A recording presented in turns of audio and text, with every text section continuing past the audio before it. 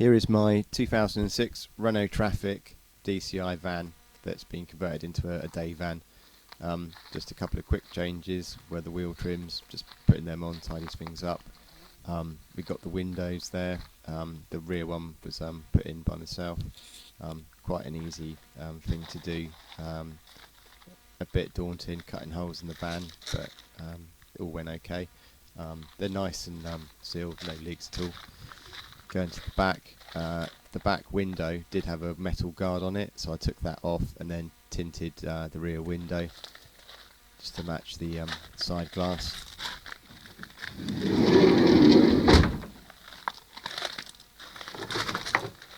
And the back was obviously a tailgate rather than barn doors, so that's quite nice.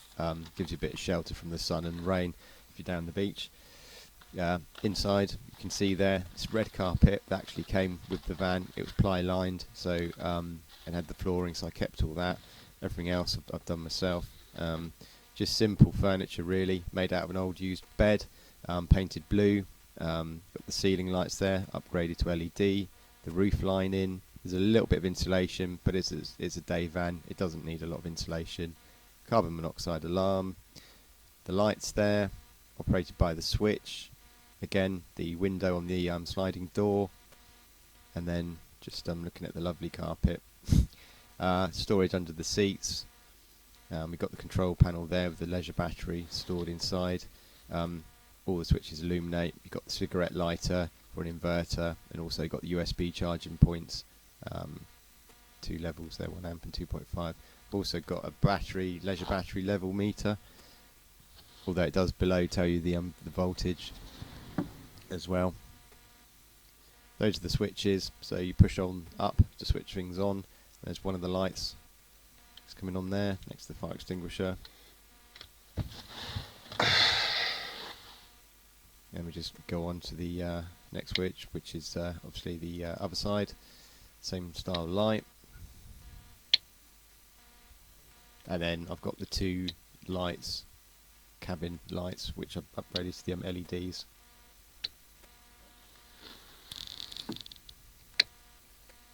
And then moving along, we've got the switch for the water pump that goes in the container below the sink. So there you go, that just switches on the water. That sink is just a bowl that I ordered off eBay. Cut the hole, got a fitting kit. Cut a hole in the actual worktop, kitchen worktop there is just a shelf. So I cut a hole in that. When I'd done the hole in the bottom of the sink, I then just put it all in place and sealed it with silicone sealant. Hand wash and kitchen towel essentials. Under here, they're the 2 water containers, one's waste and one's fresh water. I think they're 20 litre, so just for a day van, they last all day. If it was a camper, you'd probably want bigger tanks, but no, that's fine. Here you can see the whale pump. That's operated by the tap, which has got a micro switch. You can hear it tick on and off when you open and shut it. And then there's the waste that just goes straight down.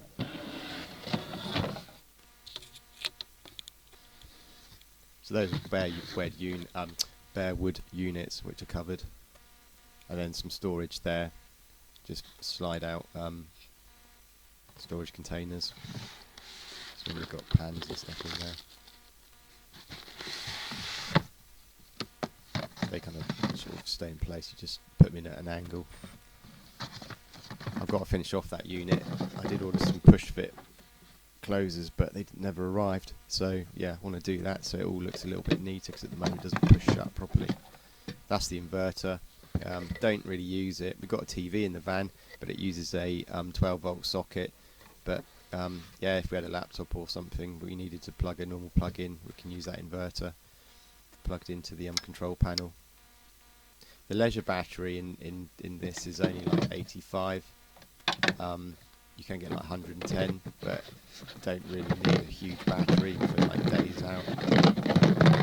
It recharges on the split charger fine. It lasts with the TV on. I've had that on half an hour before. The pump, water pump, some lights. It just lasts. It's no problem at all. I'm not lowering it to dangerous levels. bulkhead's been taken out there. One of the jobs I did. Just looking in here. Here we go, there's that leisure battery, a nice small one with the caps on top. And then the split relay going off to the fuse box. I haven't put the cover back on that yet. And the bus bar for the negatives at the top. The blade fuses are going in there, and everything feeds back to this 1 point. Inline fuses on the split charge of wiring.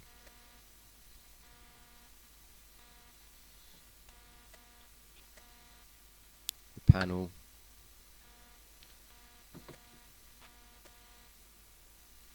And a toilet. Dun, dun, dun. Storage. Toilet.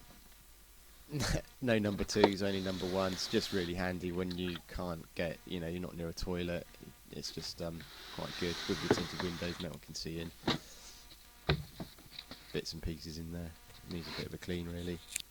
Under here, that's where I've got the TV at the moment. And then moving along, we've got the portable camping stove.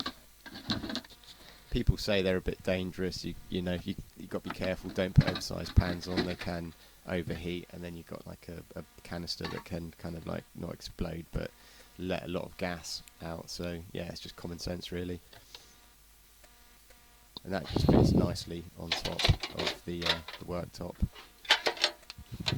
There are some pictures at the end which show you the stages of building that unit, so that's worth watching. And also the wiring and things like that. Everything looks like it, it's a fairly simple build, but it takes time. No matter what you're doing, things take time. You start and you think, oh, it's not going to take that long, but in reality, it's quite a slow process. But it's good when you've done it.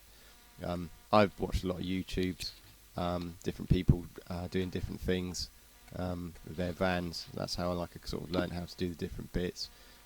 Some things I just bought, the kits, like the split relay, I just got a kit that you can buy. I think it's for a Volkswagen T4 van, but it's just the same measurements that I needed.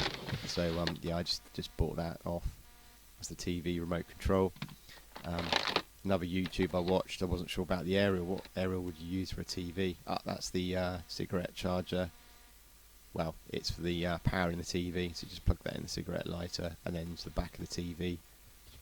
We were using an inverter before, but it's a bit stupid because the TV is 12 volts anyway, so you can connect it directly to the 12 volts. You don't need to plug the power supply into an inverter and then into the TV. So it's just a bit fiddly with one hand. Yeah, TV. I just bought that off eBay. Used TV. That's the aerial, just a flat aerial. I thought it wouldn't work. I tried it where we live. There's the house blocks the signal, so it just doesn't work. So when we went down the beach and tested it, thought this won't work, but it actually did. So you can just peg it, just push it in against the glass, something like that, anywhere, and it'll work. It's not directional. You don't have to have it on one side of the van or the other. It just basically works. You get a really good signal. I'm trying it here, but it doesn't work. I was fiddling around with the remote control as well.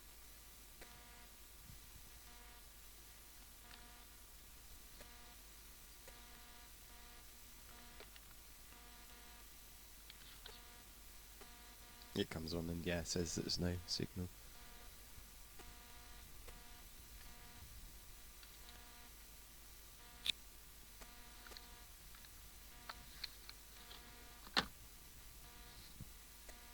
But yeah, it's good. We've taken it out all different places.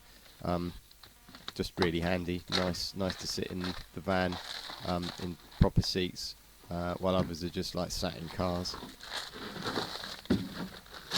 Push that shut.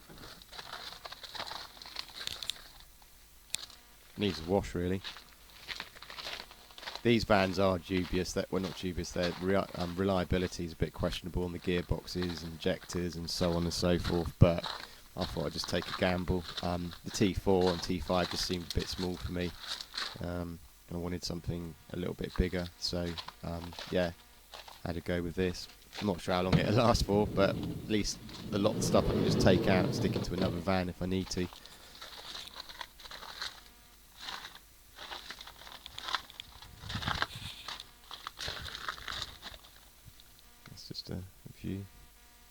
The insulation does help keep the van a bit cooler when it's hot, and obviously being white as well.